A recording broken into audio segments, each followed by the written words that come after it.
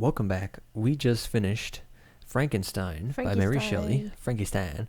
The 1818 version, we had a little bit of debate. They say that I think it's 1835 is the later version. It's a little more streamlined. But basically she wrote this one when she was 20. We started with the OG. Yeah, this is the OG. This is the first one. But they say that this one is more optimistic and more believes in the will of man. By the way, I don't understand what that means. By the way, Uh-huh. if this is the more optimistic I one, know. Because, so I think she lost all of her kids, or at least some of her kids died, and her husband died, I believe, by the time she wrote the second one. She wrote the first 1818 version when she was only 20 years old. And the second one was written, that'd make her like 35 or something, so, yeah. Yeah, she's at least in her 30s. So, there's a lot of life changes. As someone else in the 30s, I can imagine the difference. The bright-eyed Mary Shelley, who, by the way, for the super, she is Mary Wollstonecraft the second. Isn't that funny? Is it? I don't know. Yeah. Oh, but when I want to do it, I know, right? Because her mom is Mary Wollstonecraft, and like, and she's she's a great philosopher in general, but obviously feminism back then, which of course has taken on a lot of annoying undertones nowadays. But when you're talking, died. Oh wow, she died 38. I know, she died at 38. Old. That's crazy. And she's writing in the late 1700s, so there was a real need for real feminism, not the hijacking weird version we might have today. So how many kids? Well, hold on. I just want to make sure that this is right. Right? Yeah, she's the mother of Mary Shelley. There you go. Just want to double check for the pod here. And how many kids did Mary Shelley have? Imagine that's her mom. That's crazy. Like back then. And she died at 53. Oh, at least she lived a much longer I know, right? life. Almost double. And kids died? What do you want to look up there? Oh. That's fucked up, but I don't know how else you want me to word it. I guess it was oh my William god. and Yeah. Clara. Alright, yeah, so no. two of them died really young. What? Yeah, let me see their second. Yeah, their second and third children died. So it says in 1816. Oh, but she had at least one surviving child. Yeah, the couple and Mary's stepsister famously spent a summer with Lord Byron and John William Polidori near Geneva, Switzerland, where Shelley conceived the idea of her novel Frankenstein. The Shelleys left Britain in 1818 for Italy, where their second and third children died before Shelley gave birth to her last and only surviving child, Percy Florence Shelley. In 1822, her husband drowned while his sailboat sank during a storm near Variego, someplace in Italy, I assume. A year later, Shelley. Tell me this book is not creepy. I didn't think it was actually that creepy. Jesus Christ! Didn't you see how she died? So that sucks. Yeah. Until the 19th, there's Shelley. So anyways, they say that the second version is easier to read, but darker due to all of the sad shit that happened in her life. So, but like we were saying, I don't understand how this book could have been more bleak, not optimistic. I didn't realize this is the happy one. I forgot that when we... what happy thing happens here at all? It took a while to get through this book because it's been kind of hectic, but when I finally finished it, I was both happy to have it behind me, happy that it got better, and also where is the happiest part is the beginning of this guy's life, and that's it. And even he says like it was. Yeah, I'm confused how people think, and for sure this is just to show you, see how there's more detail here. The letters, this is how you can tell which version you're on. The 1818 and 18 in the later one, I think 35. Because it's just in the beginning here, to Miss Seville, England, St. Petersburg, and see how you get the date. But if you go here to the Kindle library, And then we got the other one, and then you won't see that. See, it doesn't have it just says to Miss Seville, England. So that's how you know this is the later version. Everything's streamlined from those little details, but apparently actually some of the content. Just rewrote. Yeah, she just went through and edited it to make it easier to read. So we read for sure the 1818 version. And for like Percy and all these guys have this cool Prometheus stuff. Like it's literally the that doesn't say it here. That's funny. Oh, that's crazy. You've been robbed. Yeah, the 1818 Frankenstein cover, you'll see it says the modern Prometheus. Look, and see, she kept her middle name by Mary Wollstonecraft Shelley, which not her middle name, her first. Yeah, but yeah, her maiden name. Yeah. Yeah, and see, this is the original version here. Recap. Yeah. So that's funny. But anyways, these guys were all very much like Enlightenment. Look at this detail. That's funny.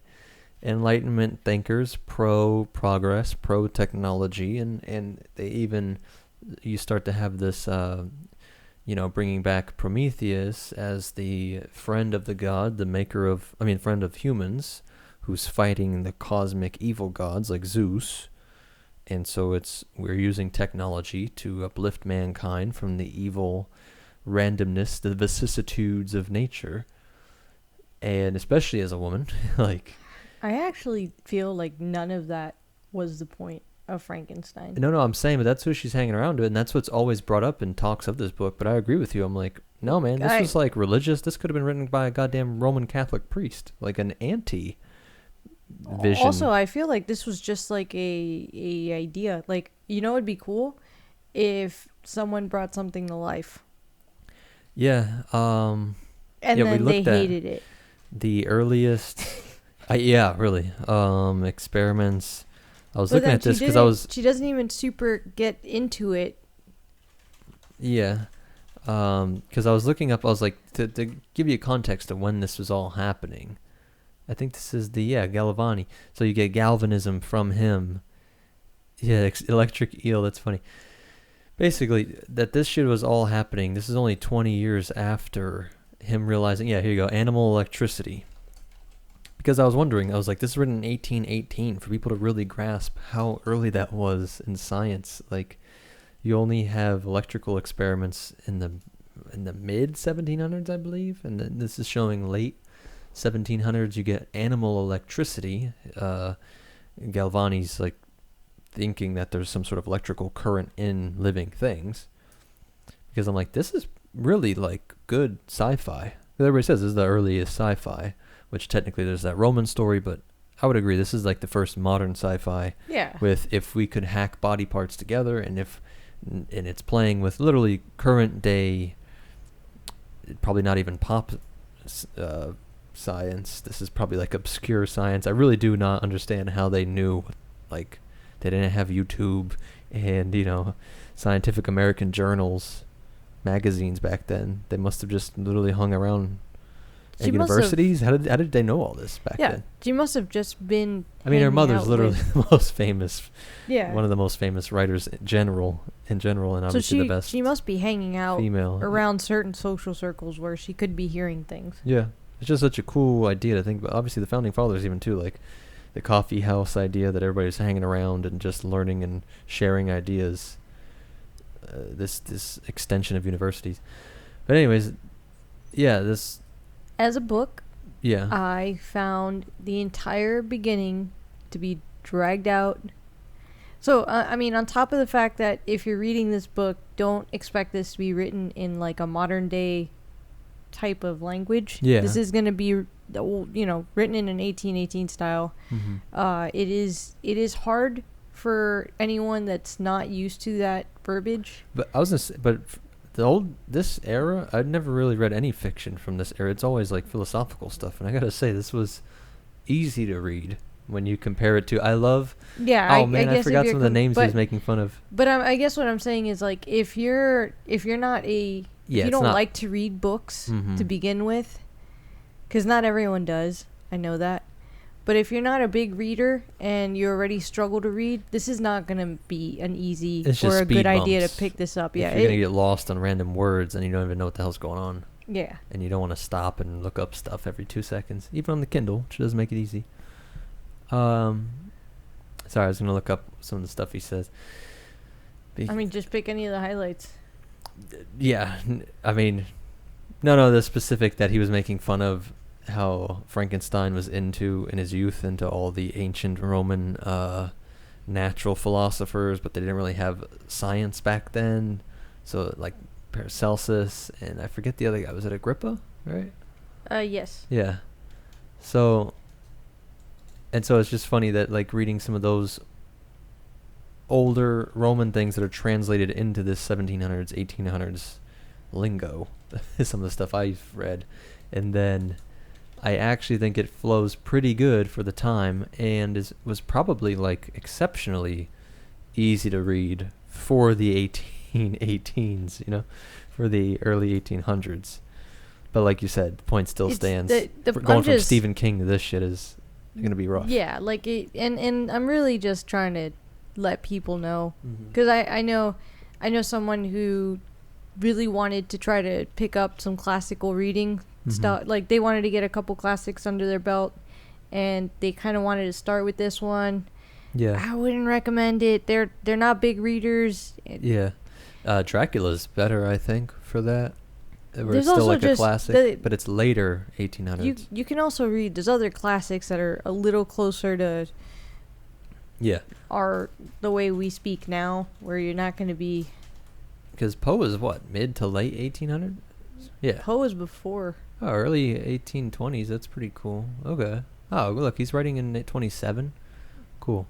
So, because I was going to say, and then Lovecraft, because to your point, to give you credit, it's crazy how Lovecraft is just trying to sound older and, like, more complex. I was literally looking up something because, like, The Color from Space, it's written in British English. I was like, I thought he was born over here. And so it said that he would purposely write in, more antiquated styles. But I'm like, I know, but Frankenstein is from that time. Yeah. And it's not as clunky as Lovecraft. Poe's not as clunky. So it's, when you're trying to fake being old, you're actually more unreadable. And you felt like this was a spooky book? I felt like I wasn't spooked at all. And you can't. There was some real world spookies around our house. If you guys know us, we there was actual spooky shit that happened, in the and spooky realm. I don't know. There was something about reading this book and like the weird spooky shit that happened in the house that just whatever. It is spooky season, so buying a tub of Vicks and some holy water. Yeah. And a Jesus candle. Mm-hmm. How do you want to? You want to jump into the? What are you looking at? I found where you wanted the. With Agrippa and Paracelsus. Location 375. Oh my. Go ahead. You want to read it? Or no. Oh, what am I reading? Oh, I don't know. That's what you looked it up for. No, I thought for you. Albertus Magnus. No, I was just saying that it was making fun of me. This is me. Who reads all this shit? So if you go up, actually, I think that note Cornelius might Agrippa, actually be. Yeah. That it's tied to you. Oh, you wrote bars? That's funny. Because I thought you would enjoy that. My father looked ceaselessly at the title page in my book and said, "Ah, Cornelius Agrippa, my dear Victor, do not waste your time upon this. It is sad trash." It's the way he said this. That is kind of funny. That was the only thing that I thought would be hilarious. If you gotta read your classics, folks. If your dad just turned to you and was like, "Don't read this. This is sad trash." It's true. I used to teach first grade. One of my favorite things was, and to get all the kids excited, was we would talk about Aristotle and all these different things and different theories they have, but to really strike home that you should test things out, like the beauty of science, we would actually test some of his theories. And it sounds fine, like that different objects fall faster than others. And what we would do is take up a piece of paper, not a flat piece of paper, and just drop it, and it floats, and then you crumble it up and you drop it, and it drops a lot faster. So to prove it's literally the same object, you can disprove some of the ancient thinkers really quickly at a first grade level. And so that's what the dad here in the story, Mr. Frankenstein Sr. here, is pointing out, because, and think about, this is happening in the real world. The idea of science isn't even a popular concept. Like, this is early 1800s. I mean, I know it's been 1600s, but in academia, I have no concept of time. I know. I can see the I gotta talk like Shelley here. Like the blank fortitude of your oakley. It's like, yep. Mm-hmm. I believe you. Skip word. Point is, this is cool actual sci-fi, because the science part is actually taking root. We're living in a real scientific age from, I would say, 1800s on. But what's kind of interesting is, so the way Frankenstein makes the monster is not scientific. Like, he basically talks about how he takes the concepts of these old philosophers that are disproven in what you say is the first grade level. Not these specifically, but some of the concepts, the ideas. And then he like blends them with the science that he does end up learning in like the college, to bring something to life. Because I have a quote, it's on 352.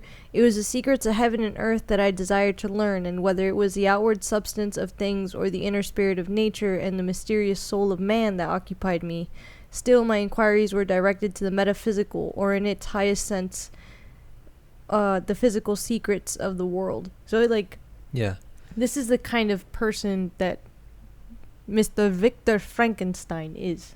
Yeah, well, and he's what the classical definition of romantic. Like, they view the world, Nietzsche, all these 1800s writers, really. Most of these, I would say most of the writers back then in this era, you get this, they haven't fully given up the mystical worldview. He talks about spirits throughout the whole thing. Yeah, like actually here, nor were these genius. My only visions. The raising of ghosts or devils was a promise liberally accorded by my favorite authors, the fulfillment of which I love this. I most eagerly sought, and if my incantations were always unsuccessful, I attributed the failure rather to my own inexperience and mistake than to a want of skill or fidelity in my instructors. And thus for a time I was occupied by exploded systems, mingling like an unadept 1,000 contradictory theories, and floundering desperately in a very slew of multifarious knowledge, guided by an ardent imagination and childish reasoning, till an accident again changed the current of my ideas. Where was that? That was 398. You gotta tell me that. Oh, my bad. It's okay, because that is I'm amazing. rusty. I love it. And thus for a time I was occupied by exploded systems. Like, I critique myself sometimes. I'm into all this woo-woo stuff, but you are. There is, and you even get the people back in the day where you like see that maybe they weren't. There's ancient Romans and obviously the Buddha, the original stuff that really could be considered atheistic. Like they're like, it's kind of crazy to think of them living in such a God-filled world. Like everything, there's spooky stuff everywhere. They literally had rules for how you're supposed to step out of your own house. There's spirits in the bread. So there's that level. But in the 1800s, this romantic view of the 1800s is I think moderated and I think healthier than our cynical, postmodern, like 1900, late mid 1900s and on view. The way she writes, I mean, people don't talk like that. The whole beginning part, which I know is a little obtuse and it's difficult sometimes, but like that fill of wonderment and adventure is in these guys, and it's really cool. It is cool. It is cool. And honestly, this is the part of Frankenstein that although he talks about later how he tries to kind of like abandon it, he never is truly able to let it go. And he has a crazy driven by, they don't act practically. A romantic doesn't act like from a robot, what we hate about modern stuff, like this acting like we're all a bunch of widgets. Like, and it really is part of the Industrial Revolution, the idea of like you're a cog, you're literally machine parts. They didn't think like that back then because they weren't surrounded by machines at every level. And so he's so driven by, vengeance and justice and, both of them really, Frankenstein and his monster are both. Yeah. They're both passionate. Like he talks about being almost under a spell when it comes to this idea of bringing something to life, because he ends up in his youth he's sent to a university or college, which at the time I guess is like different from ours. It's kind of depicted like he could go to one-on-one lecture type things with these professors, and so he ends up abandoning somewhat some of these things that he learned in his youth, because he spends a lot of time in these natural philosophy type readings about. And that professor didn't shit on it as much as other people. One professor, the chemistry professor didn't. The other, I think the physics professor does. Yeah. But what he ends up doing is kind of stopping being so into these guys, which honestly it's actually in position 398 where we are now, where there is that incident, like it's when he's young, a tree struck by lightning and it's literally blasted into like smithereens, which by the way, I always thought that lightning had to be involved with Frankenstein because of all the movies. Movies are nuts. Absolutely no like at least in the 1818 version there is no lightning involved. Yeah, I guess they're just playing with the electricity. I guess because he does get fascinated by this electrical. Yeah, the movies collapse everything. The whole she's never seen any Frankenstein. How does Frankenstein die in the movies? Does he? Oh my God! You said you love Van Helsing's depiction. I do. Yeah. I think. Yeah. The movie Van Helsing. Come at me if you don't like it. Yeah. I could care less. Because Frankenstein's monster is a philosopher, poet, romantic. Like, he is so articulate. When did that movie come out? And I think that was such a great depiction. Yeah, it's not just when was it? 2004. Yeah. Because I think so. Yeah. The way he dies in all the movies is the villagers all rise up and burn his ass. He's always, being he can barely talk. I mean, it's so funny that the movie depiction, Frankenstein he just moans all the time.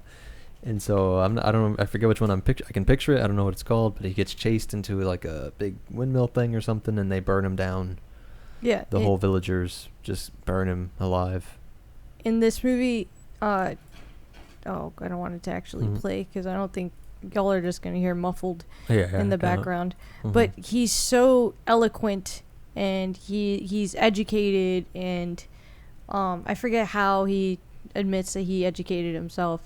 Probably somewhat like the true monster in Frankenstein. Yeah. But the Van Helsing 2004 movie had the most accurate depiction of him in my mind. Yeah. What was I Watch that movie if you haven't. Yeah, really. And if you hate it, tough. Yeah.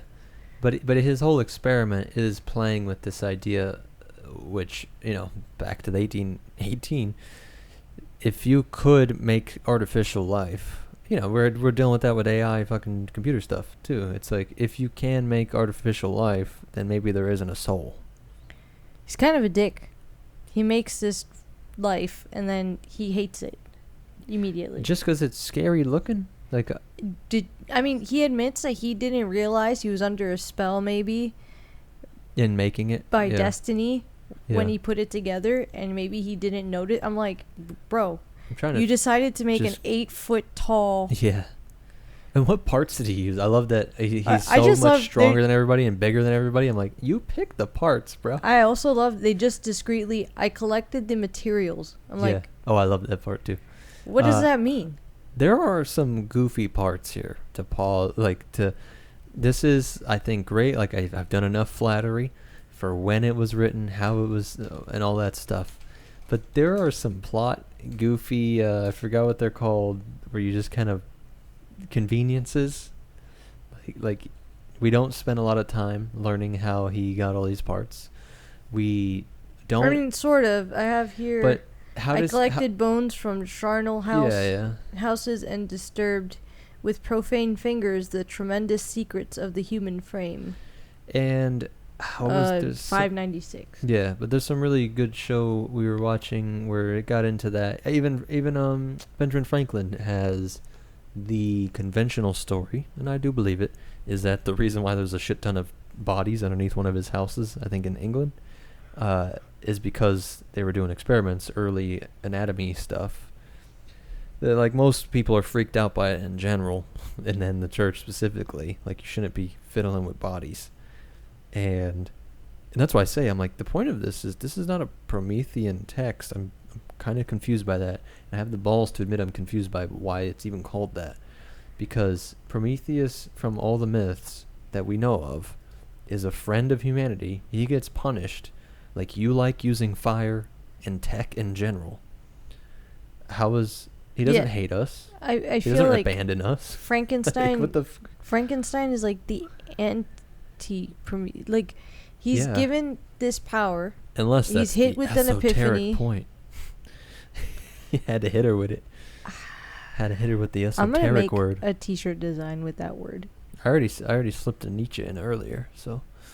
So he's given the power to create this creature. He creates it. I have here where he actually wakes up. Yeah, we're chapter 5, right? 6:31. It was already 1 in the morning. The rain pattered dismally against the panes, and my candle was nearly burnt out. Can I pause? I gotta pause you. I love that. Did you visualize? I visualized so much from this book. I feel like she did a good job. I was visualizing a lot of this stuff. And just sitting up there with all your bone, with your little fucking body parts. I like the way you're like, I visualize scared. So much. But this book is not creepy. I didn't find it creepy. And there's literally cool. a creature that just stalks him in the shadows. I know. That's the best for creepy the entire book. This dude is just popping up. He's fucking grinning at him. Cool and not creepy. He's described as having long hair, like long ragged hair, 8 feet tall, and a creepy ass grin with yellow eyes. The grin part comes close. He has yellow skin, yellow eyes, long black hair. He's literally what is it, the Huns or something? The European soul is still traumatized by the invasions from Attila. Yeah, convulsed and agitated. I'm just saying that 1 o'clock in the morning, he's got a whole body laid out here doing freaky experiments with rain. I'm like, that's such a cool visual. Alright, you can continue. I just love that part. When by the glimmer of the half-extinguished light, I saw the dull yellow eye of the creature open. It breathed hard, and convulsed motion agitated its limbs. Beautiful great God, his yellow skin scarcely covered the work of muscles and arteries beneath. His hair was of lustrous black and flowing, his teeth of pearly whiteness, but these luxuriances only formed a more horrid contrast with his watery eyes that seemed almost of the same color as the dun white sockets in which they were set, his shriveled complexion and straight black lips. Yeah, another detail I think people overlook. He's like wiry, like the way he climbs up the wall, like he climbs up that rock face, the rock. He's literally superhuman. He climbs out and over, by the way. It's like how would you describe that shape? Almost like a C shape, the rock structure later. Like, but just to connect it to here, he's wiry as shit. He's like Spider-Man. He's not like a big ogre like the Hulk. No. I mean, he is tall and he's physically strong as shit. But like you said, the skin barely goes over his muscles. Like he's like a, I don't know, one of those lean, wiry fighter bodybuilder dudes. He's terrifying. Mm-hmm. And then you're gonna sit there and be like, I could picture this and not be creeped out. I liked it. I was literally sitting in the dark and saw shadows move. Yeah. And I'm not supposed to be creeped out. Like I said, she had real world scary spooky stuff happen in the house, and now she's connecting to the book. His jaws opened and he muttered at some inarticulate sounds as a grin wrinkled his cheeks, while a grin wrinkled his cheeks. But I love, that's it. Like, he just looked ugly. Like, he looked ugly before he came to life. Yeah, that's what I mean. Like, that's what I mean by this plot. There's some plot issues where it's like, he admits that he was probably under a spell, and he didn't truly realize what he was creating. He was just so excited to create something that would be greater than man, because it would be giant and intimidating, and like I feel like this is someone that decided to put a crocodile's head on a lion's body, and they're like, this is going to be so cool, this is going to be terrifying, and he's going to be so powerful, and it's going to be so awesome. And then like they stuck wings on it, and they basically made like a chimera dragon, and then they're like, Christ, I have created a demon. Mm-hmm. set it on fire. But like instantly too, which kind of Because so on the previous page, he says, for this I had deprived myself of rest and health. I had desired it with an ardor that far exceeded moderation, but now that I had finished, the beauty of the dream vanished, and breathless horror and disgust filled my heart. Like, that's the moment. Yeah. Now look, applicable points. People are saying this is happening with AI. Everybody involved in it is warning against what the hell are we doing here? Like, why are we just seem driven to do this against, it's like you're possessed by something. One of the gods is forcing us, and I'm like, if that's what they mean by the Prometheus spirit, I'm like, because it's rebelling against Zeus, and it's not Zeus's natural order, but I'm like, but again, he's helping humanity, whereas this thing is just strange, and the AI worry from Terminator to anything else, like, it's going to kill us all. By the way, I'd like to interject just a second to mention, this book is an inception, where... Oh, yes. Great. To begin with, we start off with a main character that is not Frankenstein or the monster. It's some random dude that's trying to go to the South Pole. Mm-hmm. Right? North Pole, I think. My bad. Yeah. He's looking for Santa Claus. Which, for that adventurous spirit, he's gonna strike he literally, out and, by the way, map the world and go paths on he just paths. wants to set foot on the North Pole. Yeah, that's how we took over the world and mapped the whole world, pal. Adventurous spirit, because it's there. The people that work close to the North Pole don't want to go to the North Pole. There were no people, brother. The fishermen? Yeah. There and was the no entire, ice road truckers. There was no Alaska king crabs. He's in Russia, and all the Russians are like, "You crazy." I know, but it's to map it. I mean, it really is. I mean, I that guess, whole but adventure 1800s. So this adventure guy mm-hmm. wants to go to the North Pole. So he gets all these people. He hires a ship, and he gets a bunch of fishermen and ship people, and they're basically going to go to the North Pole. Adventure. They're out in the North Pole. Their ship gets enclosed by ice, mm-hmm. and out on a sled crossing the ice, they see a figure that they swear is a monster because he's giant, and he's being pulled by a bunch of dogs. Cool. Then the ice breaks, and they're like free, and on a piece of ice, they see a skinny little dying man with one dog left. So they bring the man up. I'm hoping they bring the dog up. Undisclosed. They ate him. Poor Fido. For sure. So they bring him and possibly the dog back onto the ship. The dinner. Mm-hmm. I know, but they don't actually say. I know. And so this man that they bring on board, there's like, I don't know how long it takes for them to get his health up, but basically once they have him all excited or not excited, they get his health restored somewhat. Mm-hmm. You find out this is Frankenstein, and he doesn't say outright at first what his mission is, but you find out that he's got this like beautiful soul, and he can be so inspiring, and but he's so melancholy, and he's so sad, and you don't know why, and he's such a beautiful human, like you almost want to help him.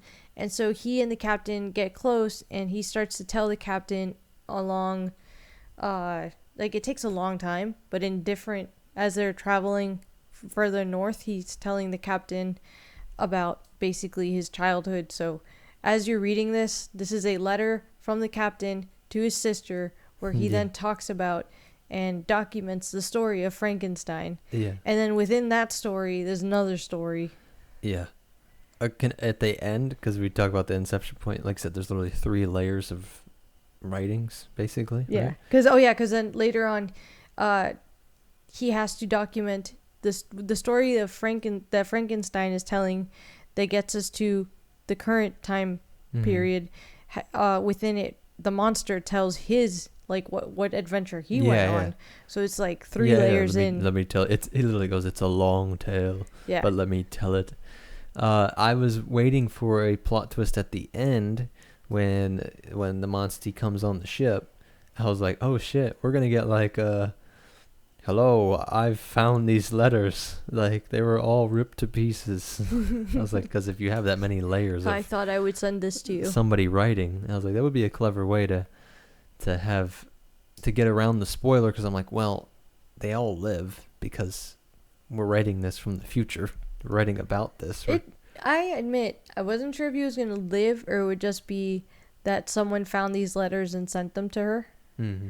Like, yeah, that's what I mean. Like, it could have ended like that. It could have ended where the he's ship like, wait, just... what's that noise? Oops. It's Frankenstein's monster. Ooh, or even just that they all for... died, because it's so sad. They're like on the way to the North Pole. They keep getting stuck in ice and they're running out of like food, and a bunch of people die on the ship.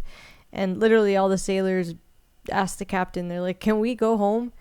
And Frankenstein's like, are you all cowards? You came for adventure, and at the first nip of cold, you're leaving? Mm-hmm. And basically, they go to their room, and a couple days later, they come back, and they're like, actually, yes, we would like to survive. You want to go back to the Shire, Frodo? I don't know if you noticed, there was like 20 of us, and now there's like 5. Yeah. So I want to go home. And they didn't taste so good. Yeah. That whole making an oath thing reminded me of Moby Dick, and that's why I looked it up over here. Moby Dick was written in 1851. So... way after this, and it had plenty of, this is backwards, but I'm going to say Moby Dick vibes in here, when really Moby Dick has, Frankenstein vibes, where, like, they make an oath, right? Like you said, that's how they get him to keep going, because let's go hunt down that monster thing, let's continue on this journey. Well, they're not even hunting for the monster. Let's just continue on this journey. The captain is not taken on the promise at this point. Frankenstein doesn't... I'm saying at the end. I'm saying later they do, no? No.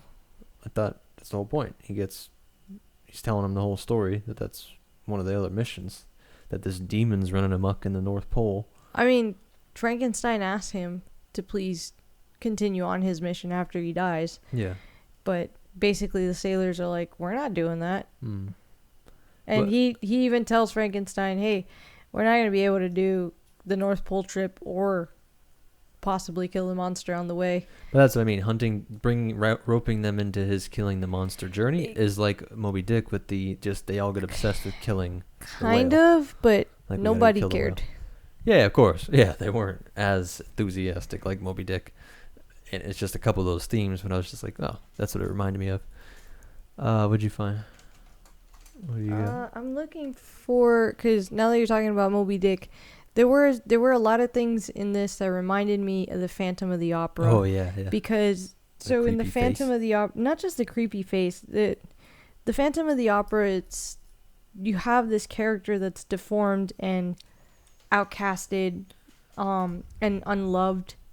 So the Phantom was, and that was written in 1909. Yeah, and I don't doubt it was inspired. Yeah. But a little more beautifully. Because in the Phantom of the Opera, he's actually able to fall in love. So the Phantom falls in love with a character called Christine, and she already kind of is like in love with this other character. Yeah, she got that boyfriend. I forget all their names because I haven't watched this in like years. And I'm definitely gonna put it out right. I'm a noob, and I watched the movie with Gerard, whatever his name, the butler guy. You didn't read the 1909 version in the original print? No. Did you just watch the movie? Yeah. But no Frankenstein movies. All right. Makes sense. Go on. I watched Van Helsing. Yeah. Is that not enough? No. And he lives in Van Helsing. Now you're going to watch Young Frankenstein. Young Frankenstein was different and beautiful. Yeah, I agree. So, the beauty of the Phantom and the way the similarities were so cool because in Frankenstein, the monster just so badly wants to be loved. He's nothing but shunned and hated by all of the human race, really. Every person he runs into hates him immediately because of how disturbing and disgusting he is. And even his own creator shuns him, which the Phantom, literally, nobody loves him. Yeah. You mean like his parents? He's literally, so I don't know how accurate the movie is to the actual play, but in the movie, he's in a like traveling circus and he's in a cage and he's advertised as the devil's child. And he's just beaten and like they constantly have a sack over his head. They take it off so that people can laugh at him and like throw things at him. We've all been there. Go ahead. I'm glad you relate. Yeah.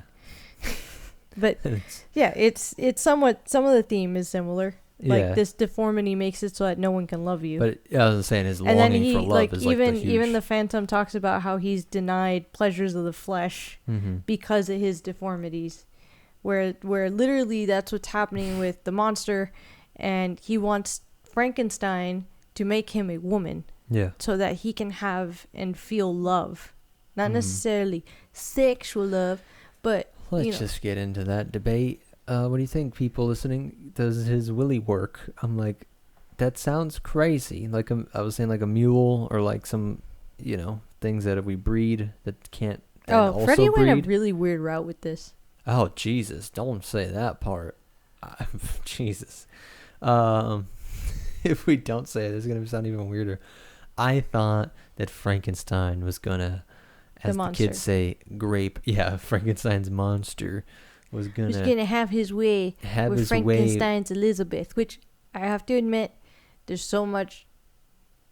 Like they keep building her out to be this saint. Yeah. So Elizabeth is a female character that we meet in Frankenstein's youth.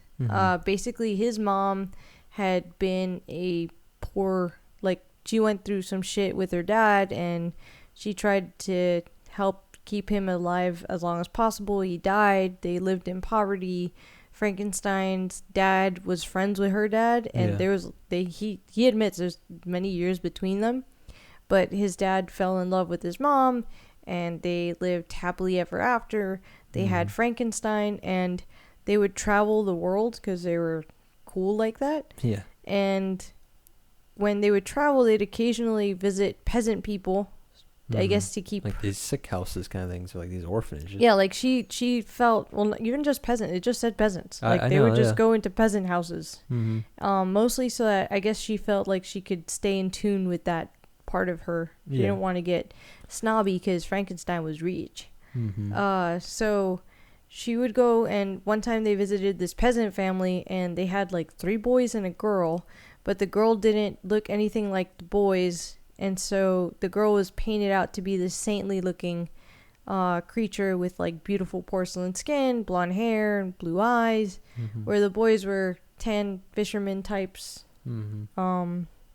And so the mom asked about the little girl. It turned out it wasn't their kid. They had kind of inherited her or taken her on after her family died. So basically, that's how she comes into the Frankenstein family. Her name's Elizabeth. And from a young age, she's basically called a cousin, but she's really betrothed to Frankenstein. The hope is that they'll be married one day. Because they're both nerds.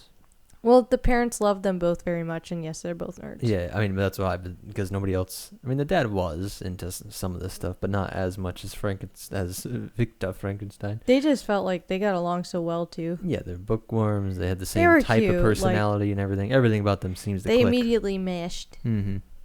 Yeah, since childhood. So Frankenstein did. He loved her from the day he met her. He loved her.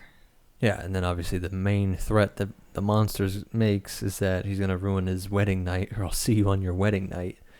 So I'm not crazy for thinking he's going to try and take the lady. I knew she was going to, but from the beginning I knew she was going to die. She was too pure. Because I was saying if he were to have his way, and so the love of Victor Frankenstein's life was impregnated by his monster, this demon spawn. By the way, that is one of the fears. For anyone that's like, oh, why are you even thinking that?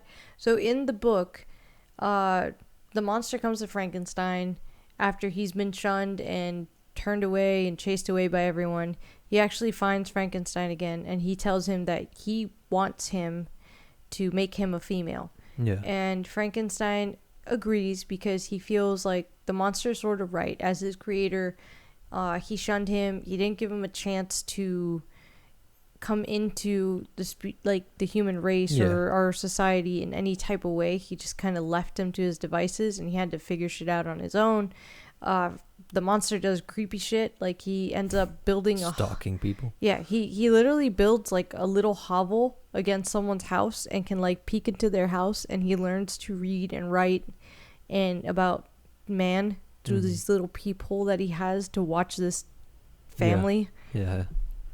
Don't worry, it didn't have kids. It was like They're two all young grown-ups. adults Yeah. and like their blind dad. And one of the kids is a boy, one's a girl, and the boy ends up having his wife come move in with them, and she's Arabic. Yeah. And that's how Frankenstein learns to read and write, because the boy teaches her how to read and write in French. Two convenient things there. I want to just that he's blind, which was great because I was like, yeah, how's he gonna get around looking ugly, you know? And then yeah, how's he gonna learn how to speak English when they're all adults? Yeah, so that's how she gets around those Mhm. loopholes.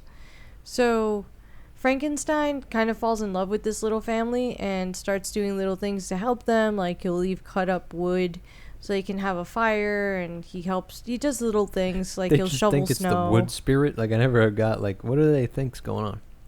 And they're losing food. Something's stealing their food. Well, he stops stealing their Yeah, food. he stops, but I'm like, you know, if somebody's living hand to mouth like that, Yeah. that close, like, you know exactly how much food you have, how much gnome lore, like, is Basically. because of Frankenstein's running around, monsters running around out there. But after like I think 2 years or some ridiculous amount of time, I forget how long it is, but he's watches them for a very long time, I think a year, and then basically when the kids go away with the wife, they go on like a long walk, he approaches the blind father and begs him to help him earn the love of some friends, and Yeah. the blind dad's like, of course I'll help you, who are these friends?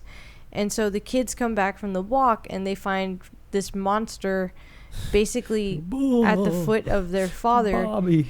The women basically faint. I love And made him faint every time. Yeah. And Frankenstein like wraps his arms around the dad's legs, and the son forces him off and chases him away. And then he goes back to his little hovel and waits for them to return, but they don't. And when he does hear them return, he's basically telling the guy that they're renting from that they're not going to live there anymore, that they're okay with losing the money for like the I guess the so first and the scared second that of the the yeah. first and last of the month. They're right. Mhm. They're okay with losing that they're so terrified. And when they leave, the monster, just out of anger, sets the entire hut on fire. Yeah. And like ceremonially even, he like kind of waits the right Yeah. time. He like he breaks a bunch of shit and he indulges, he enjoys, he really sets up the fire.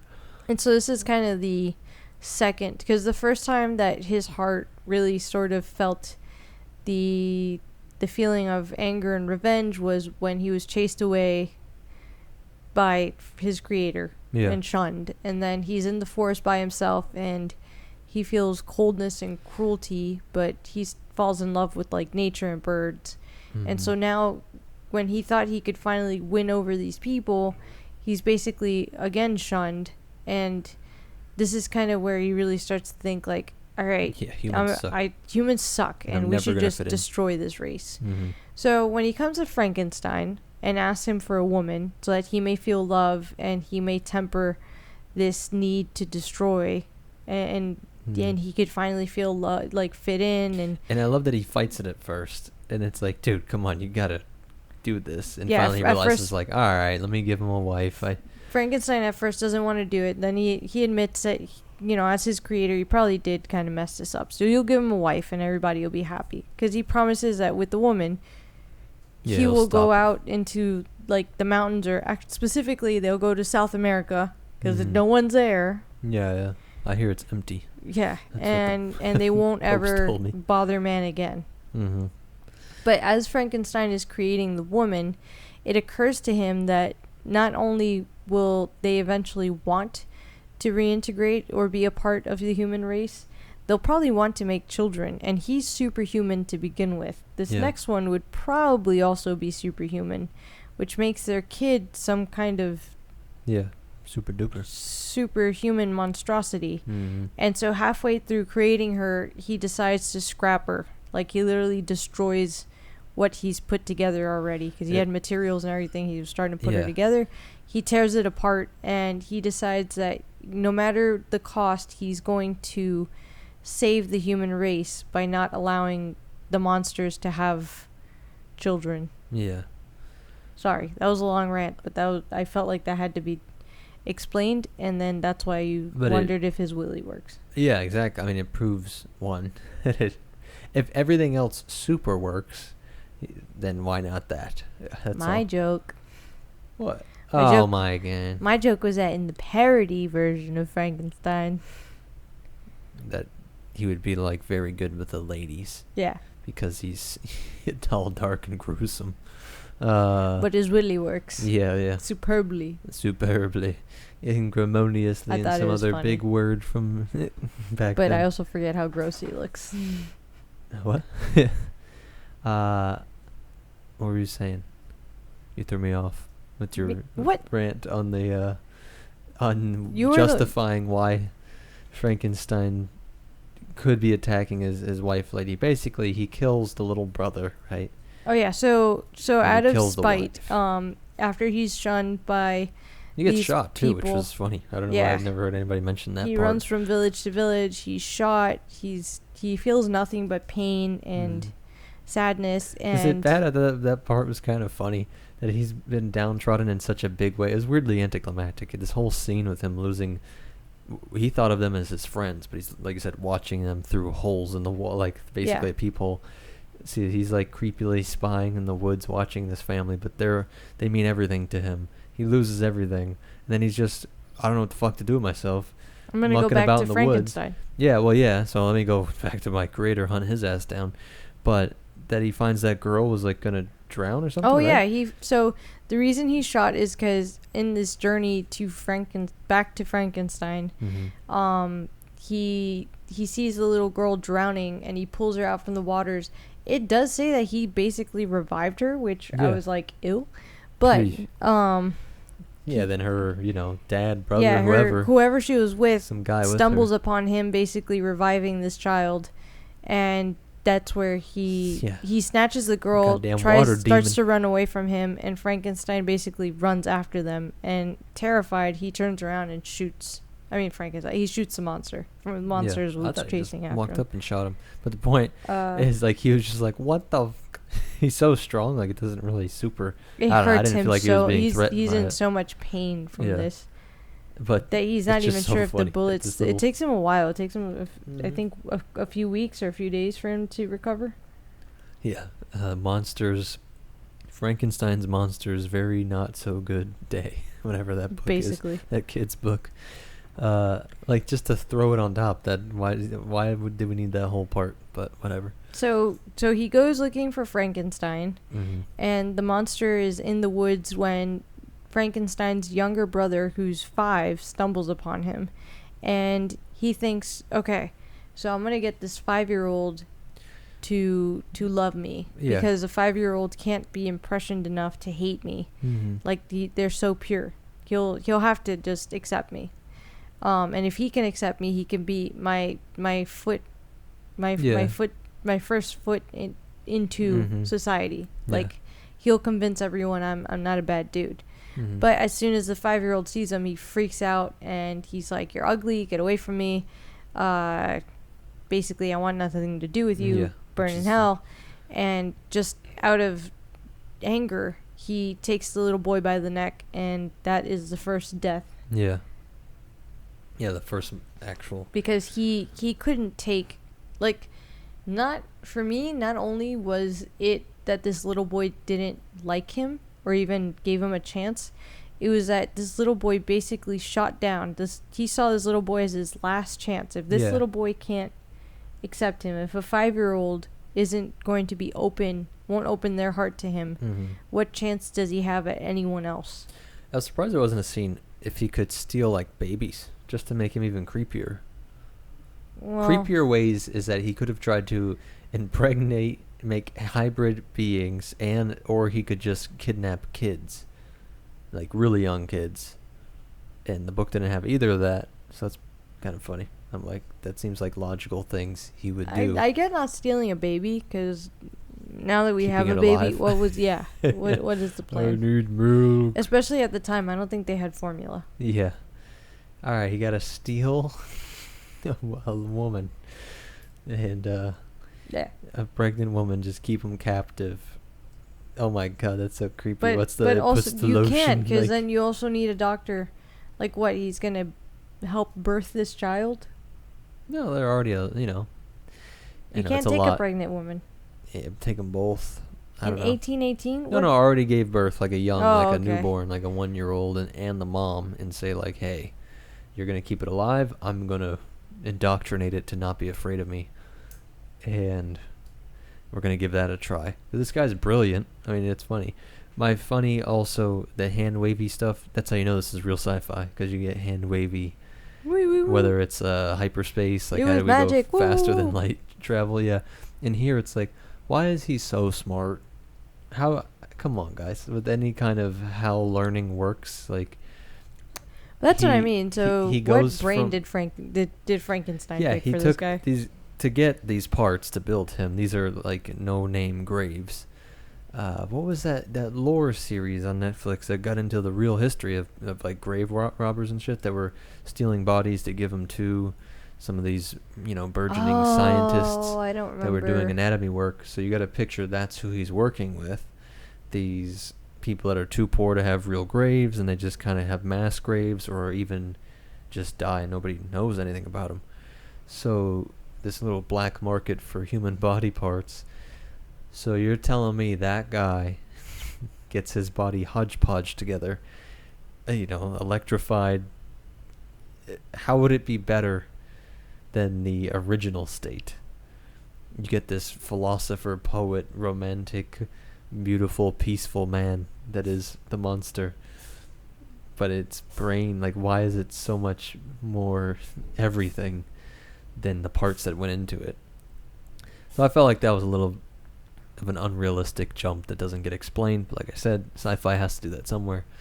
But then for his intellect, there are some strange, obvious routes that he could have gone to do that.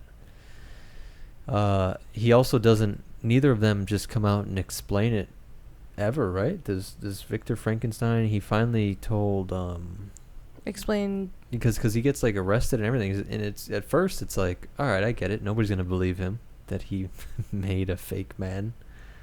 No, so there's a couple things that happen. The monster proves by having these like letters, and Frankenstein's able to produce these same letters that he talks about to the guy he's talking to. So there's that. How do you spell pogrom? Over the golem. I don't know. Yeah, it was in Prague. So the golems, these are, not normal Jewish stuff, but kind of out there. Let's say esoteric again. The golem is like a creature that you can. Oh, there you go. See, similar entities, Frankenstein's monster, or robots. So this has been around in kind of Eastern, Central European stuff, and it comes from Jewish lore. And it's just a mud monster that you get to bring to life. So it's artificial life, thingy. Yeah, I'm trying to see when. Yeah, the most famous golem narrative involves Judah ben Bezalel, 16th century rabbi of Prague. So there were stories of this thing going around, running amok, and so much so that they chased out like the local minority Jewish community over issues of them making mud monster golems. You need to stop making mud monsters. So that was also in a really a decent Netflix show. Remember that? It was weird. It was like yeah. So there's a whole thing, and this probably inspired guys. Stop doing it, guys. It's not good for you. Don't be a minority community and be fiddling with mud monsters and then have people feel like people were killed by a mud monster. So that's real history. I mean, some people obviously really believe that the mud monster was real, the golem. So I'm surprised that there wasn't something like that with him, where he just kind of goes, hey man, this shit's real. I think that's why maybe some of the movies play with that. Like the whole community comes up to kill Frankenstein's monster. That's how most of the stories end. Yeah, is that they get chased out and destroyed. So that's also where the Pokemon Golem comes from. Golem, right? Golem. Gollum. So, yeah, see, it's all particularly Gollum in Germany. doesn't look anything like that. What? It's a ball. Yeah, he's a earth ball. It's a lizard. No, look at the new one. He has a mustache. This guy. Yeah. Anyways, this has been in the European psyche for a while. Like he says, everything from the Philosopher's Stone, the converting of lead to gold. Some people say it's not literal. It means how could you make a soul? And so how do you make life? And people say that's even into AI. That is just a continuation of this idea of taking of humans taking raw matter, bringing it to life. So, but you don't get him even when he gets arrested twice, right? Because no, he doesn't get arrested at all for the first one. The nanny lady, the helper lady gets arrested. So what happens here is, the monster kills William, the 5-year-old, and William had a caretaker because this family, the Frankenstein family, would just take people in. One of the people they took in was this girl named Justine or something like that. Mm-hmm. And so Justine had been called back to her actual family when her mom lost all her siblings and realized that, basically sending her to live with the Frankensteins was messed up. She calls her back. Her mom ends up dying, so she's kind of like visiting an aunt, and like she'll come back to the family and stay with them a while, but she's at an age where she can travel. So when she's on her way back, she finds that the city gates have closed because this is a time when, like, I guess at night they just closed off the city and you had to like wait. And so she went and waited and fell asleep in a nearby barn. Yeah. And on her way back home, she had been told that there was a missing child. So she was waiting, looking for this missing child. And in her waiting, she fell asleep at the barn for just a few minutes because she basically tried to do an all-nighter and failed. And in those few seconds as she fell asleep, the monster put a picture, because the little boy had been wearing a necklace with his mom's picture in it, because his mom had died at this point. And so he slipped this picture into, like this necklace with the picture, into her pocket. Yeah. And he didn't know. So this is somewhat luck in this sense. Yeah. He had no idea that she would be connected to the Frankenstein family. But he did try and frame her for the murder. He did. He like was basically purpose. framing her for the murder. Yeah. But he didn't know this would work out so well for him. Mm-hmm. He thought it was just some random person he was framing. And so when she goes back home to her Frankenstein house, the servants taking her clothes off to wash or whatever find the little picture that was around the little boy's neck, and she can't explain how it got there.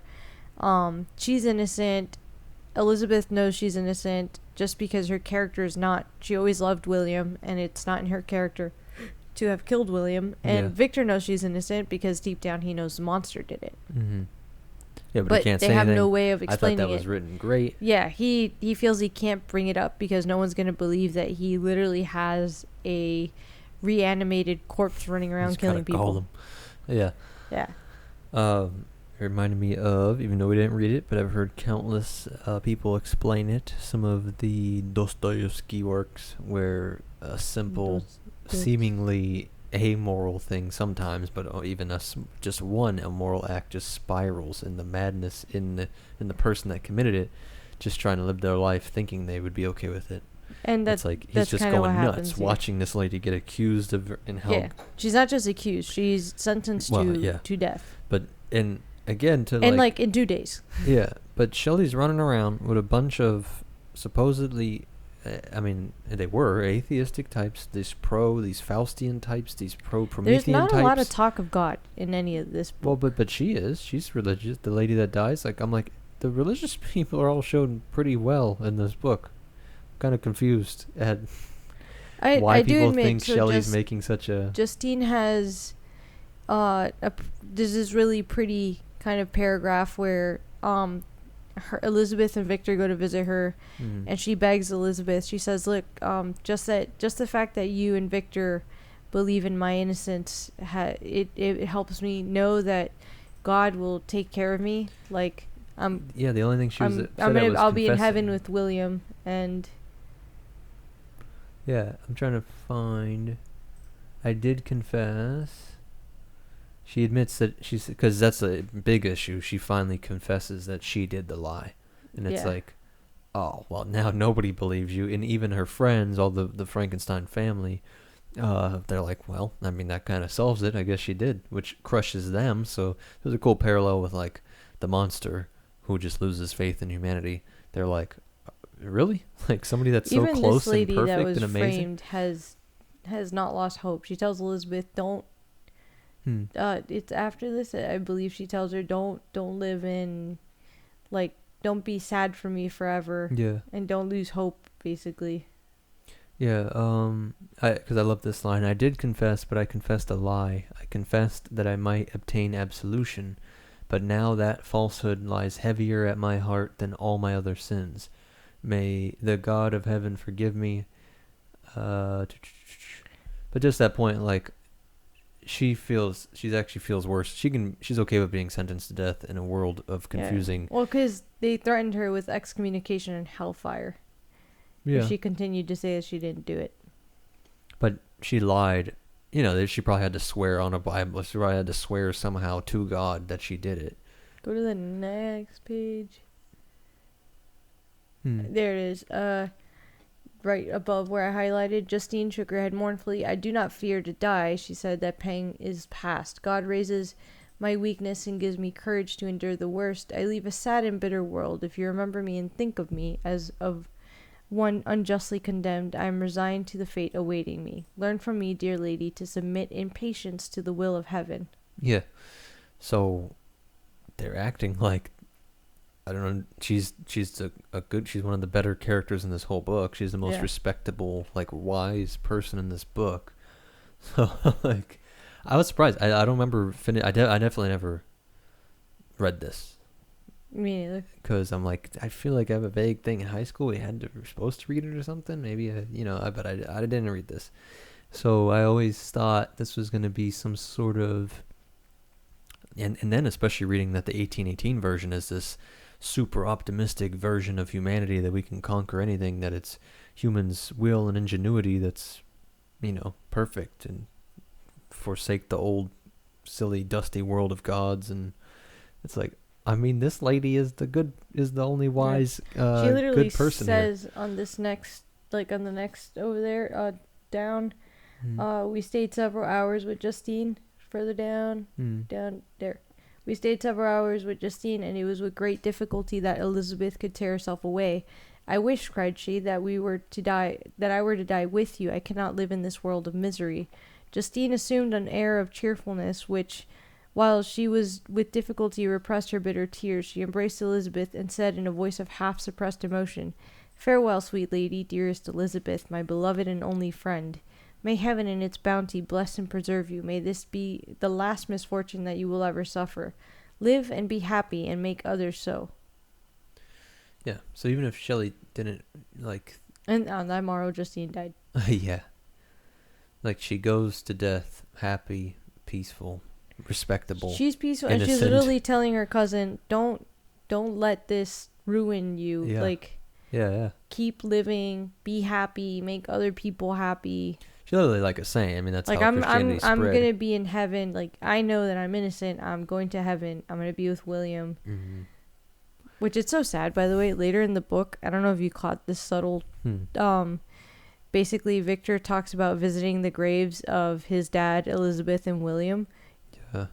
He does not mention the grave of Justine. Yeah. Because all of them have been buried together. Yeah. And I'm like, did she not get a grave because she was a killer? Yeah. Oh, fuck. That's true. She's getting chopped up into the Lady Frankenstein. Like, what happened? Anyway. That's dark. So that was a weird subtle. I was like, hey, where is she? Damn, that's true. Did they do with murderer bodies in, what do you want to say, 1800s? No, with murderer. Those are the murder. Oh, yeah. Murderer. Or how did they bury murderers? Yeah, it's going to be hard to find.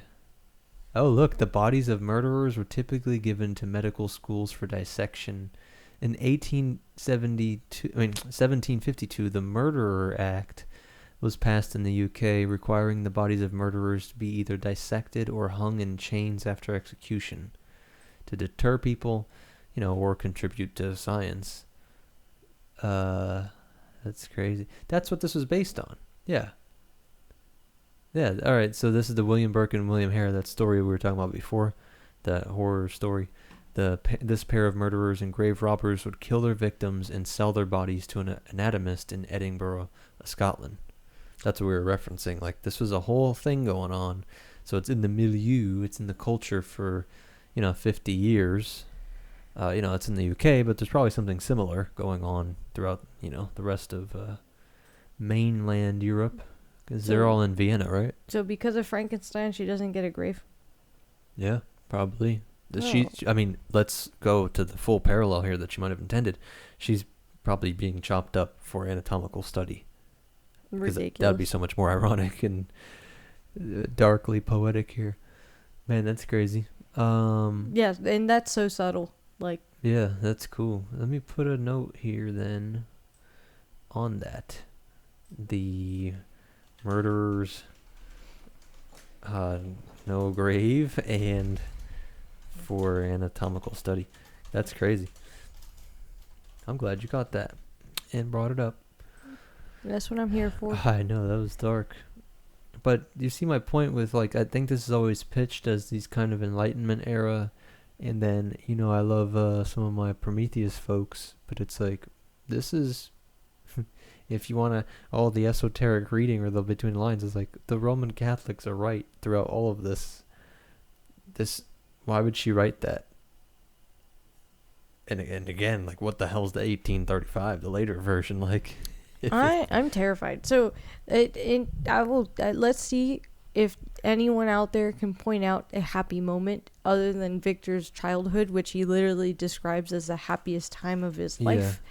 After the death of Justine, basically the monster appears to him, asks for his wife. Victor goes on this huge mission because he refuses to build this creature at home, and he's hanging out with his friend Henry, who's his bestest friend in the entire world other than Elizabeth. The three of them basically grew up together, which, by the way, is still kind of Phantom of the Opera vibes in that there's three, and I thought for sure that Henry would have some kind of inclination towards Elizabeth, but probably because Elizabeth and Victor are betrothed, Henry just steered clear.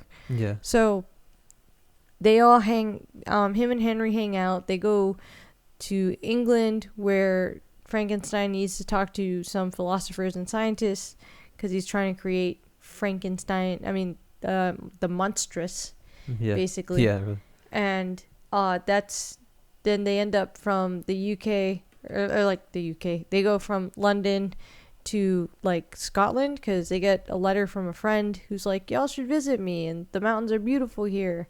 So they go to Scotland. They're running around there. He splits off from Henry and he starts to build the monstrous. That's in Ireland, I think, actually. Oh yeah, is it Ireland? Yeah. My bad. Sorry. So they're in Ireland, and he's building the monstrous. He abandons building the monstrous. The monster witnesses him destroying the girl version. Yeah, which he also describes as Frankenstein was bothered by that. Yeah. Victor, the human. He describes it he felt weirder about killing that one. I don't know if it's just a dude thing, a female, being more. But I'm no, I think he gets that it's a person now. Especially after one talks I think to realizing that he's basically aborting it. Yeah, and even more, even for the pro-abortion, but this one is seconds away from being able to talk. Yeah. Not just babble. You can recite Milton in Paradise Lost. Yeah, and honestly, imagine this book if he would have been able to, because Victor's described as being such a loving soul. If he had been able to raise the monster, allow his first breaths to be in a world of tenderness and care. It's such a contrast because Victor grew up in this almost bubble where his parents made it so that all of the kids grew up in never knowing a want or a need, Mm-hmm. everything that was exciting for them being nurtured and loved and caressed and tender. Mm-hmm. Like they're literally known for having these tender souls, where Victor even he doesn't get along with people that have coarse or rude Mm-hmm. or strong personalities, because he is such a tender person. Yeah. So for him to create something and then just outright cast it aside, like Just abandon it. it's Literally, such a just run away. It's crazy. it's such a contrast to what his family does, where his family literally takes people in and is tender and nurturing to even just random children and random, like Justine was just some random kid that they saw. Again, they went into a like poor person's house and saw that the other kids were loved and Justine just wasn't. And so they asked to take her on so that she can feel love. Because obviously the monster's super, he literally makes women faint.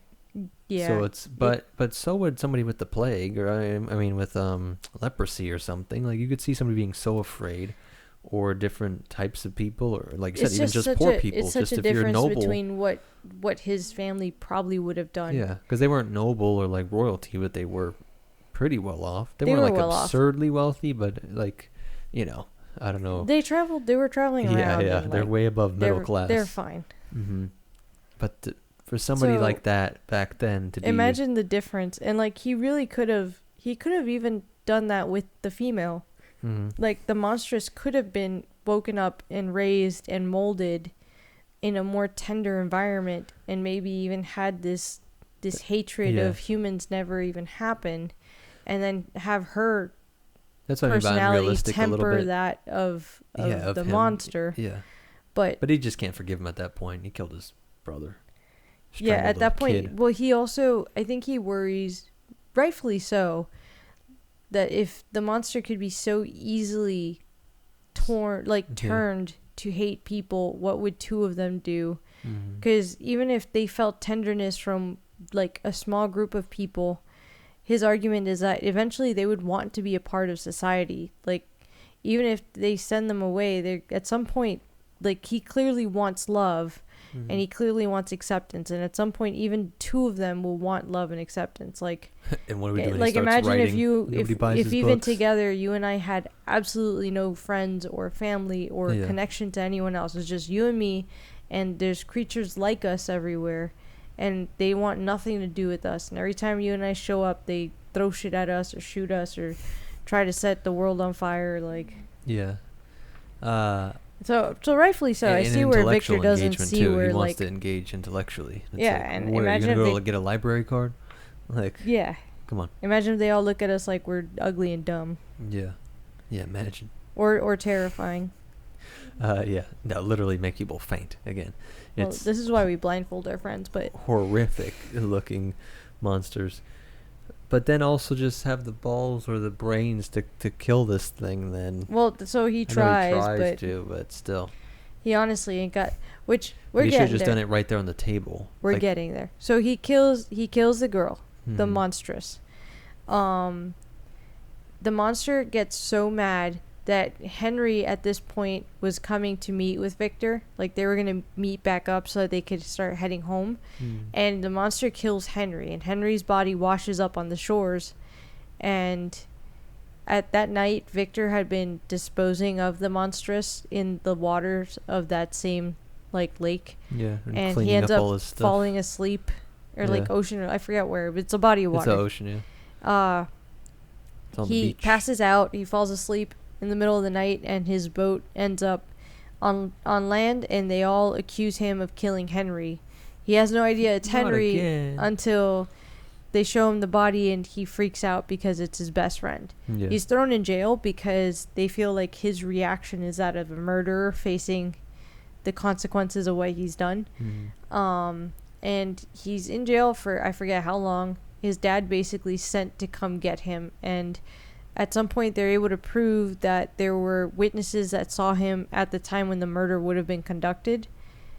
And so they're basically able to prove his innocence, and he's sent home. But at this point, he's in pieces because the monster has promised to ruin him, and he will be with him on his wedding day. Yeah. And Victor went on this giant trip knowing that upon his return he's to marry Elizabeth. Yeah.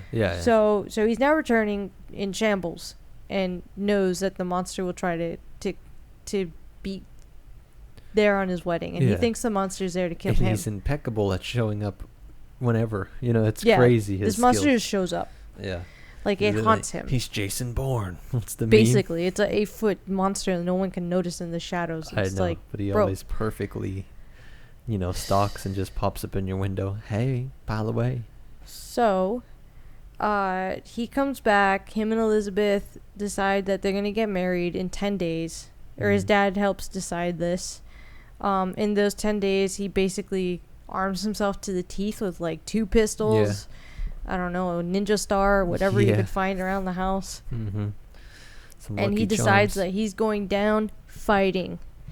That wedding day comes. Up until that point, no sign of the monster. Everything's hunky-dory happy. Yeah, but he watched too much Scooby-Doo. Basically. Yeah, I said I was like, I was listening to him while she was around. She already finished it. I was like, did he just split up? Yeah, because him and Elizabeth are sent on a gang. Beautiful honeymoon retreat where she had, like, inherited a villa from her side of the family, and now that she's married, she can, like, go there, I guess. So him and Elizabeth go to this villa, and he realizes that him fighting the monster, if the monster tries to come to kill him in the middle of the night, would be traumatizing to her. So he's like, hey, you know what you should do? It's late. You should go sleep in the room. Yeah, which, by the way, this is their first night married. Yeah. I'm like, he's tired. You don't think she wants to have sex? And it was kind of implied he never has had. Yeah. And so I'm like, either of them, you assume. Why would I want to split up from you on the first night of our wedding? He was gonna get rid of the easy one first and then come back into the room. So she retires to the room, and he's literally, like, running around the house, like, looking in corners, being like, ha, are you there? Gotcha. Like, he's in the pantry. I thought to look in the cupboard. He's just shooting holes in fucking running closets. around. And by the way, I did think that too, because there's a line where basically he's like, I was scared of every sound, and I'm just running around. He's just running around with pistols, terrified of every sound. And I was like, watch, she's gonna come out and be like, Victor. Yeah, that's true. But that doesn't happen. He basically thinks that he's been able to make it, and then he hears screaming. He runs into the room and finds her lifeless because the monster has killed Elizabeth. And at this point, he knows his life is ruined, and he vows to destroy the monster no matter where he goes. Upon her death, he goes back home. He actually has a bunch of people, because all the servants and stuff hear the screaming. They come running over. He tells them that there's a monster out there that killed her. They go looking for the monster. They can't find him. They swear that he's making shit up. That's what I was going to say. He's literally already beat one murder case. Yeah. It's fucking OJ over here. Like, basically, no, it was they're a like, monster. this mother, with all his money and shit, just getting at and murdering people. For whatever reason, he's not arrested for this murder. Yeah, I thought that was odd too. I thought there would be no reason to believe he didn't do this. Right? I'm like, they were the only ones there, but whatever. And she was strangled, like, in the bed. Yeah. Like, clearly he was doing Who else? it. Like, come on. So, but he goes home. He tells his dad that Elizabeth is dead. His dad, who loved Elizabeth like a daughter, ends up dying because this is it. This is like, his heart just can't take it anymore. He's old. He's lost his 5-year-old. Now he's lost Elizabeth. He had lost Justine, who he also loved. So he's just done. He can't do it no more. And Victor just starts chasing after the monster, who basically, I guess, enjoys the chase. And every time it looks like Victor's going to lose him, leaves him a clue. Yeah. It's either a little piece of writing on a piece of wood or a tree, or he leaves him a snack if Victor's, like, dying of hunger. Yeah. And they just chase each other to the end of the world, literally, where we finally catch up to the main story. Yeah, and that's where we found him in the very beginning of the book. Yep. These two maniacs chasing each other on sleds. Yeah. Which said sledge. And I was like, when did that change in English happen? Yep. We just called it a sled. And then, basically that's where we catch up. the ship at this point.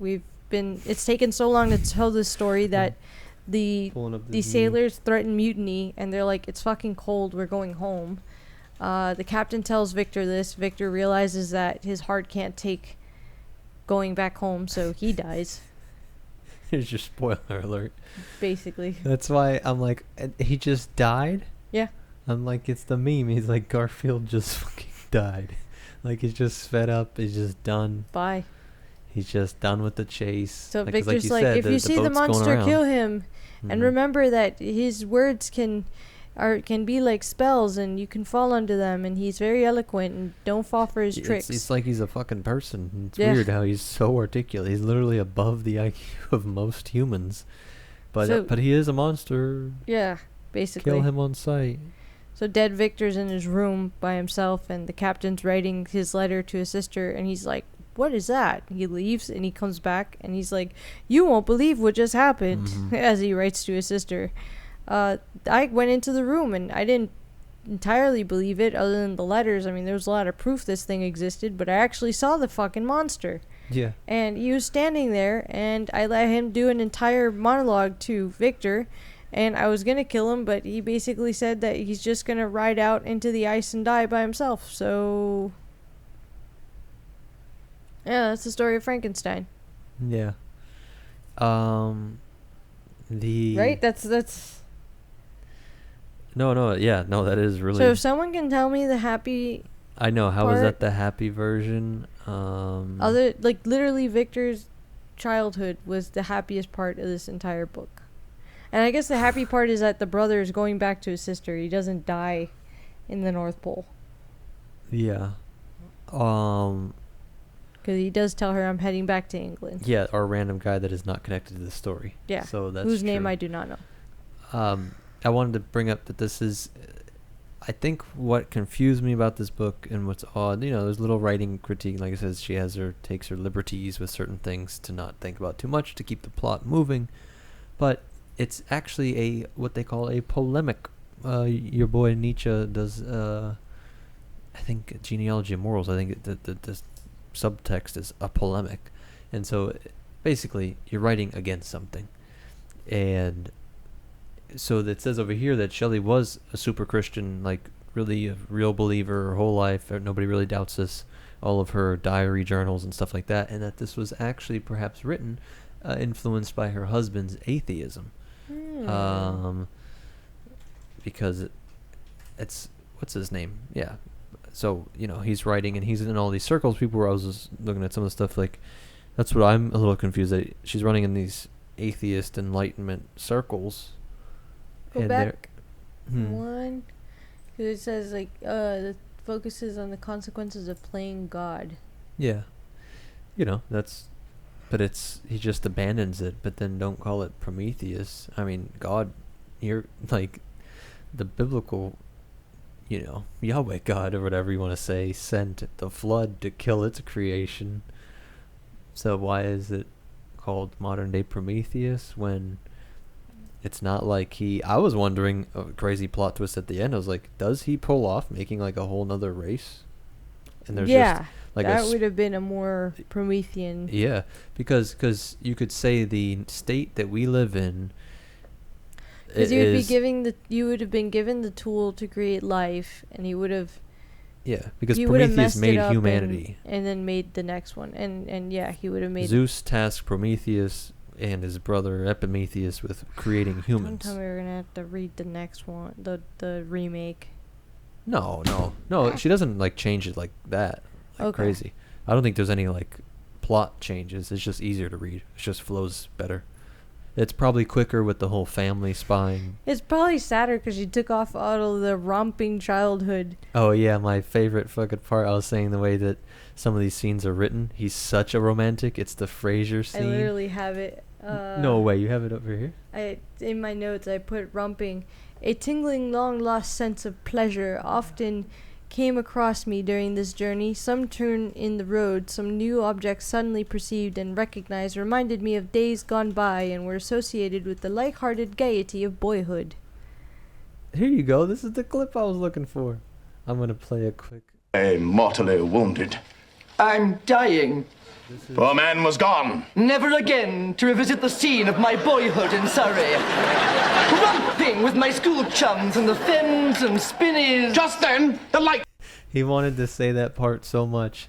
That's Gail, I don't right? think you Gail's guys heard sister? it. I almost want to. No, it played through here. I Did you? got it. Oh, Yeah. okay. So yeah, just romping to the childhood. Like that's how he's writing, like this, excessively romanticizing everything. That's So it reminded amazing. me of that line that's been the joke inside our household for a while. So we've been every time he's like, "Oh, my lovely childhood," and running around with Henry, romping with my childhood friends. Yeah. Where were we going with that? That was totally different.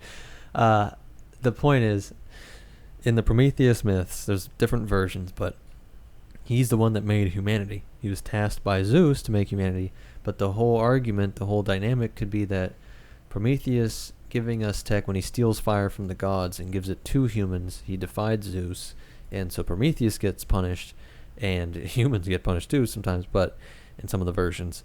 But the whole point is, we weren't supposed to have technology and stuff. We were supposed to live closer to animals. We really were just supposed to be another type of animal. And that's Zeus's plan. We would just live a peaceful, kind of chilling out, eating berries and that kind of shit life. And so Prometheus is the bad guy in the sense of, you don't get to live like a hobbit. And it's technology, so you can... Sauron and the orcs, and those are all the high-tech machines making stuff, metallurgy, crazy stuff. But so are so was man, and so is the elves. The elves are high-tech as shit. So, but my point is,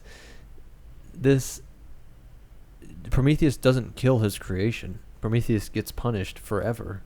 He won't even give up. He knows the secret because he can see the future. He won't give up who the person is that will come along. I guess Frankenstein is forever punished because everything he loved, it gets killed by his creation. Yeah, but... Yeah, exactly. I mean... But...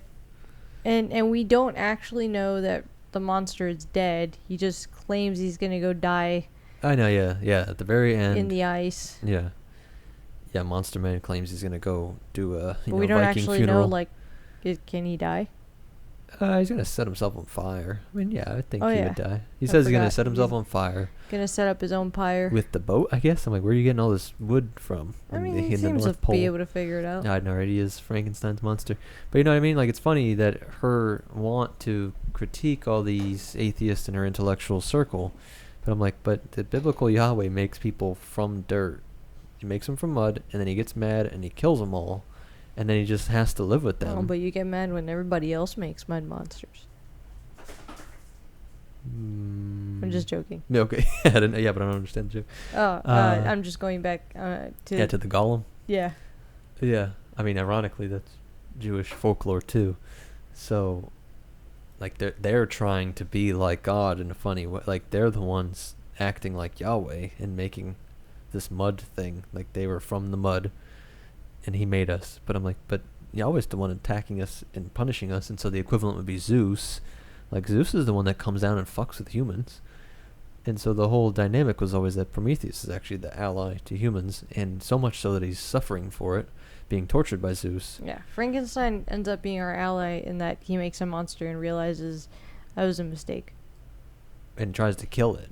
Yeah, and not make the female version. It kills him, denies him, leaves him utterly. I mean, they say Prometheus is the father of all technology. But like, I he also, helps him. I He's don't the understand, sustainer of humans. I don't understand why, if Victor was such a romantic, why he shunned his creature so much. That's what I mean. It seems forced. Yeah. The whole plot, although cool and spooky and clearly a classic, like, changed so much culture, forever, all kinds of things are influenced from it. But I'm like, but you guys don't get, it kind of doesn't make sense, the whole Prometheus angle and and how you know that it's kind of forced, perhaps, from maybe her worldview, is, and trying to make a cautious tale. It's a bunch of coffee sipping, enlightenment folks. Oh man, everything's perfect. Everything we come up with is going to be great. This is after the French Revolution, which did not go according to plan. Which, so, if so you I like think that it's a we're cautionary crazy, tale, but if you think we're crazy for thinking this, tell us in the comments. What are we missing? I think people don't. I think everything about the Frankenstein story is so confusingly told. In For sure, movies have not helped. yeah, but even like the common, I've heard from like cool Enlightenment type of people and pro Prometheus people. I'm like, oh yeah, she's like right. I'm like, no, she's literally. I didn't realize. That's why I looked it up now. She's a Christian her whole life. She would think most people would equate Prometheus to Lucifer, to the angels that were the Ethiopian Bible has, where they come down and give people tech, everything from makeup to how to use plants to like for medicine. Everything was from the bad angels. Those are the bad guys, according to the Bible. So I get that this story is doing that in the sense of like, see why man shouldn't be trying to fiddle with this stuff. Like technology is bad at the end because it's going to end up with this, with trying to make artificial life. Like it won't stop at, animal husbandry or crops. It's going to come to, AI today or Frankenstein's monster, 200 They years will ago. want children. Yeah. Yeah. The humans will want to create like God instead of just leaving that to God's realm. So I get that point, but then he's not Prometheus. Nobody in the story is Prometheus. Unless Frankenstein made a race. Unless he felt forsaken by his God, by his creator. Because Prometheus is of the Titans. He's before the gods. So we don't even know who made Prometheus. I guess Oranos and Kronos and all that made Prometheus. But like, you could say that he felt forsaken by the people that came before him. So he made a race. So that's why I was like, oh, maybe. Nobody ever talks about how Frankenstein's monster makes a race. But apparently not. He fucks off into the ice field and just does a Viking funeral it's gonna be pyre creepy death. and I guess hang out with Santa Claus. Yeah. So I gotta admit, this book, very cool to read it, Or but I'm mostly confused. Frankenstein is Santa Claus. Yeah, that's true. Frankenstein is Santa Claus confirmed. We did that on a shirt. We need a Frankenstein, like, in the hat and all that. Like, that's how he finally gets over it. He goes, you know what? I'm not going to kill myself in this funeral pyre. I just want to spread joy to humanity. That was let me fall in love. And who else steals things from random villages? Elves. By the way, other subtle thing that I forgot. I believe that Frankenstein said that in the coat that the monster said that in the coat that he stole from Frankenstein's apartment when he ran away were the notebook pages that actually explain how to bring him to life. Yeah. And so that's how he tracked him down. What if the elves are little tiny Frankensteins? The elves are little Frankensteins. Because he has the secret, but he probably doesn't have enough material, so he pieces it together from like penguins or some shit. Penguins? I love it. It makes as much sense as random body parts hit with electricity are now If someone geniuses. makes this movie out where Frankenstein is Santa Claus and penguins, like elves are little penguin monsters that have been pieced together, and you somehow make it in the like tone or theme of like the Nightmare Before Christmas, send me a credit. Shit. I would appreciate it. And if you make it a musical, I would like tickets at least. That's pretty funny. We're gonna break out a Frankenstein around Christmas. Like we could decorate one. That'd be so funny. Nobody will know what we mean. Oh my god. I enjoyed that point as much as I don't want to say I actually really like the book. The book's actually great.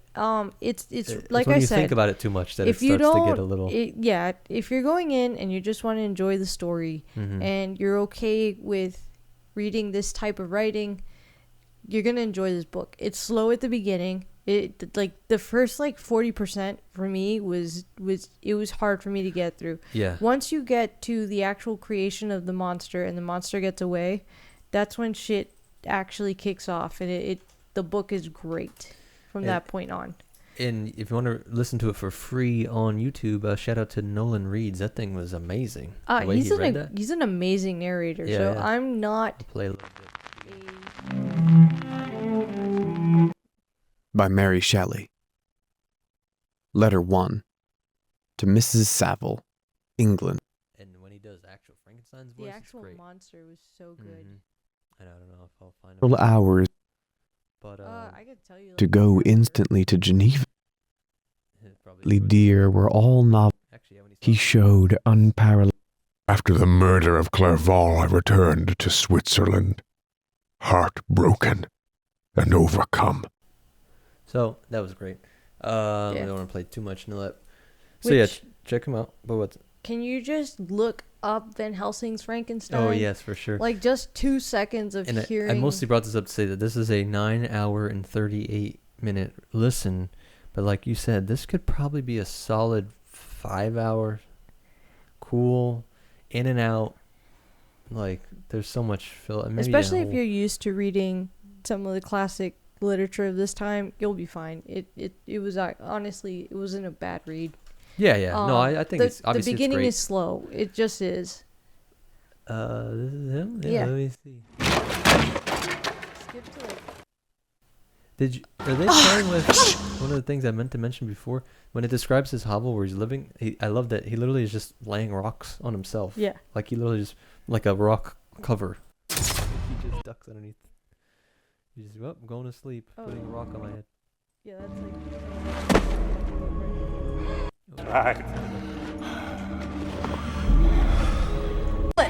If you value your lives and the lives of your kind, you will kill me. No.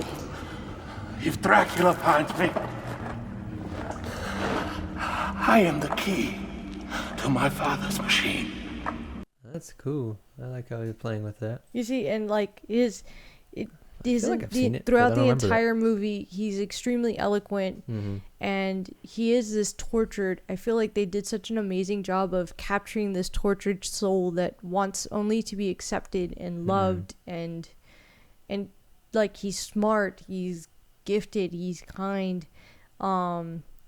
There's no murder. I don't know that this monster's murdered anyone in this version of the Van Helsing book. I assume it's picking I mean, him up this later. movie. Because like you said, the book, canon, we never see him die in this book. So Yeah. any expanded universe material. So in this movie, Dracula actually comes to Frankenstein and has him create the monster.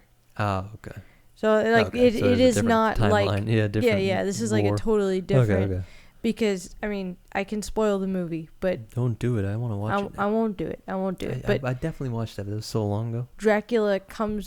Dracula's involved with the creation of the monster. That I love what I remember. Yeah, story and cool and plot and logic. what cool. woman do you remember? No, the machine gun crossbow thing he has. Doesn't he have like an automatic crossbow, like a tick, tick, tick, tick, Yeah. tick? Yeah. See? I enjoy the little monk guy that he runs around with. I don't remember that. This movie's just great. We're gonna watch it in spooky season in October sometime. But yeah, I think we're good on the review, right? I want to just. What did you There's think? no Igor. Oh, that's funny. Yeah. Like, yeah, the who little created assistant. Igor? Yeah, where did this? Now I want to know where all the like the expanded What is universe happening? Frankenstein material. You're right. There's so much that goes. There's no big switch dramatic. No. There's no lightning. Like the lightning was in the There's beginning no villagers when killing he was a him, kid, burning him. and basically the lightning is used. It strikes a tree, and then at that point he talks to someone that explains kind of how electricity works, and he realizes that none of his natural scientists he'd studied Yeah. had known anything of this, and he realizes like he kind of gets what's it called when An you epiphany. no not disillusioned, like when you just lose your Yeah, I mean, I would say disillusioned. He's literally like which is a perfect he word. no actually. longer It's is funny, like the illusions. obsessed with them Yeah, or the like lies and the phantoms of the ancient Roman philosophers. he kind of starts to think of them as not being as smart, whereas before he thought that they couldn't be mistaken. Like there's that quote I read where he really believed it was his inexperience that kept Yeah, the messing everything ghost. up. Now he realizes like, oh, these guys don't even know how electricity works, like Yeah. no wonder Yeah. I can't figure this shit out. So he ends up throwing himself more towards the real sciences of the time. That's that's what the electricity so was what you're used saying for. too, is like the themes are weirdly in the book. Lightning plays a role. Him dying by fire plays a role. Was Henry supposed to be Igor? Because all Henry does is constantly bring him back from the precipice of depression. And I was gonna say he's smarter than, and not he's smarter, literally but he's above him. described as He's a superior. No, so Henry's described as being dumber than him, but he's more like loving of life and happy. But he's the other professor guy, no? No, Henry's his best friend. That his father's a merchant, so Henry just kind of. Oh yeah, that meets him at the school. Yeah. Sorry, I'm conflating. But that's him why with, I'm saying like Igor is like this deformed assistant, and Henry is this. But no, nobody else is involved in this. He's doing this all by himself, like in the night, stealing. Well, body that's why I'm parts. saying like, did they pull Igor as like his best friend? No, but it doesn't make sense because Igor is this deformed, sad creature, and Henry is this full of life, vibrant youth that like constantly is there to save Frankenstein and bring him back from the precipice of depression and doom. And like he literally runs into him and is like, why are you so sad? And like at some point Frankenstein, after creating the monster, goes into shock and his health dips and he's going to like die, and Henry nurses him back to health and brings him back from the from literally death. He brings him back. I laughed at a funny thought in my head. I'm like, read more Wollstonecraft. Like her mom is a great philosophical writer. We had to read a couple of her stuff at school there. I didn't. Back in the day.